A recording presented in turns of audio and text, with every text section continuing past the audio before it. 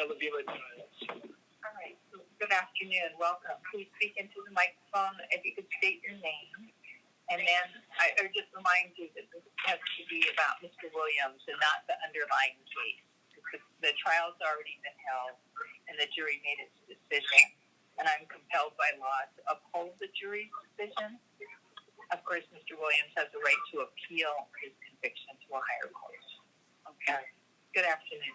Thank you. Good afternoon, Your Honor. Good afternoon, officers of the court. Thank you for this opportunity to let me speak. I apologize. I'm a little overwhelmed, emotional. My name is Elivita Giles. I'm 73 years old, retired.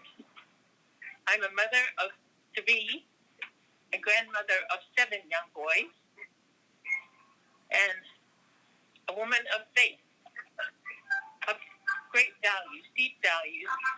I'm a Christian, as I understand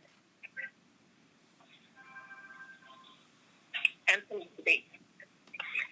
I met Anthony Williams in the home of Henry Malinite in 2013. At that time, my home was going through foreclosure, and Henry was a very good friend.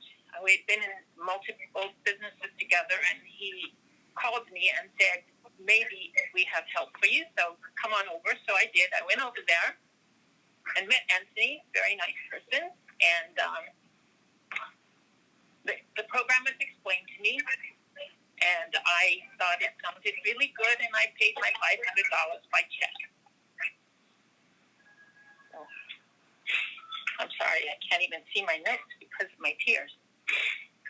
Would you like some Kleenex? Okay, thank you. I forgot my glasses, too. Okay, thank you.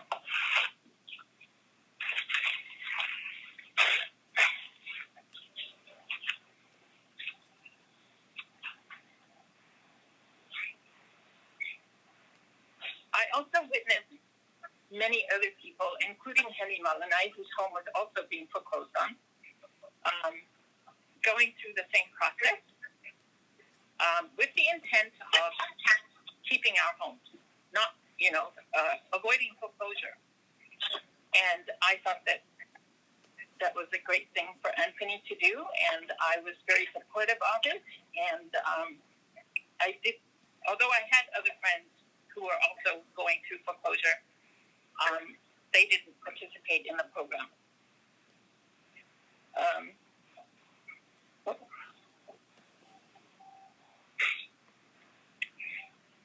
When Anthony was incarcerated, I couldn't continue the process, so I then had to work with Edna Franco, and of course, she was a lot more costly in terms of money. She wouldn't do anything for me unless I paid up front the amount of $1,500 or $2,500. And, of course, that set me back quite a bit. So I was like, okay, in order for me to get out of foreclosure, I got to pay you more money. The bank, that money could go to my bank. But in any case, she eventually disappeared and left me where I was. Not any better, but probably a little bit more worse, because now I had paid her money instead of putting it into my mortgage. My experience with Anthony has always been that he's a very kind, compassionate, and was very, very helpful. When he came out of, I think, during one of his incarcerations, I was able to get some more help from him, and I was able to go and file my own paperwork with his direction until he was incarcerated again. So then I was lost again. But I always found him to be very helpful. There was never any intent to harm me or anyone else that I knew that was working with him. He came across as a very humble person who was just there to help people to prevent foreclosure and to be able to stay in their homes. And I saw a lot of people being helped by this man. And above all, he educated them. He educated us and not to get frantic, not to lose our hope, but that there are things that we could do in order to overcome the foreclosure or get out of foreclosure. So I find him being charged and being incarcerated heartbreaking, totally heartbreaking, because I only saw him help a lot of people, including Henry and all those other people that got the checks. I even witnessed that they got the checks and they spent the checks. This man did not spend those checks. I saw the many checks that they cashed. In fact, they even bragged about it. They even took a trip to the Philippines and had so much money they were throwing it out. And that broke my heart, because to have an honest man like Anthony being, I don't want to say the word framed, but that's what it seems to me. I don't know any legal terms and so forth. But it seems like he has been framed, and I am heartbroken because I only saw him help people to stop them from being foreclosed upon. And I'm here today to plead with you as the person overlooking this case,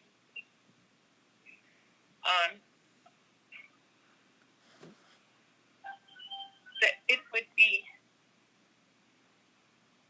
criminal to punish this man any longer, because of, I know his heart is to help people. I know he's not there to rip people off. I know he's not there to put people out of their homes. On the contrary, he is there to help them stay in their homes. He takes his time. He doesn't pay. He didn't pay me for the hours of work that he put into me. I didn't pay him. I paid Egna. Didn't do me any good, but Anthony did not charge me to help me, and I am still in my home today because this man helped me. So I'm here to just plead for him, for mercy, for whatever it's called, because I think this man has a good heart, and I don't think he's harmed any of the people. I suspect that the people that were harmed by the people around him who took the money and spent it rather than conduct the business of saving people from foreclosure. And that's all I have to say. Thank you for the opportunity to speak today. All right. Thank you very much. Thank you for listening.